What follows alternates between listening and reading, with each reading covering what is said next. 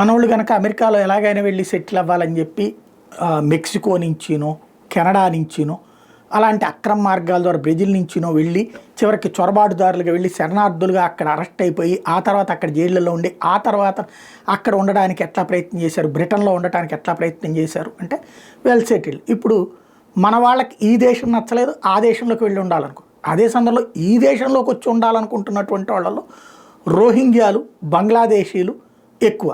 ఈ రోహింగ్యాలు బెంగాల్ నుంచి ఇట్లాగా నడిపిస్తున్నది అంటే ఇట్లా రోహింగ్యాలను తీసుకొచ్చి ఇండియాలో అస్సాంలోనో హైదరాబాద్లోనో లేకపోతే కనుక బీహార్లోనో ఉత్తరప్రదేశ్లోనో ఇట్లాగా వివిధ ప్రాంతాల్లో ఎస్పెషల్లీ తమిళనాడు, తెలంగాణ, అలాగే కాశ్మీరు ఇట్లాంటి ప్రాంతాల మీద కాన్సన్ట్రేట్ అంటే బీజేపీ ఏతర రాష్ట్రాలకు వీళ్ళని షిఫ్ట్ చేసేటటువంటి వాళ్ళల్లో 50 మందిని బెంగాల్లో ఈ మధ్యన ఎన్ఐఏ అరెస్ట్ చేసింది. అది ఒక ఎత్తు అయితే వీళ్ళు ఎంత జాగ్రత్తగా వీళ్ళ వెనకాల కథ నడుస్తుందంటే వీళ్ళందరినీ దేశంలోకి తీసుకొచ్చేసి ఇప్పుడు వీళ్ళ కోసం ఒక ఆయన సుప్రీంకోర్టులో పిటిషన్ వేశాడు.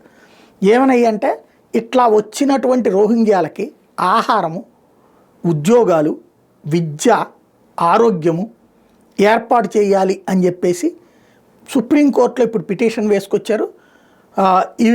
ఇప్పుడు ఈ వ్యవహారం అంతా అంటే ఎవరైతే కొలిన్ గోన్స్లెస్ ఈయన ఇప్పుడు పిటిషన్ వేశారు. తద్వారా రాబోయేటటువంటి రోజులలో ఈ అక్రమ చొరబాటుదారులకు అవకాశాలు కల్పించేటటువంటి వ్యవహారాన్ని అంటే ఓ రకంగా చెప్పాలంటే అవన్నీ ఇవ్వడం అంటే చట్టబద్ధం చేసేయడం ఈ ప్రయత్నం ఆరంభమైంది భారతదేశంలో.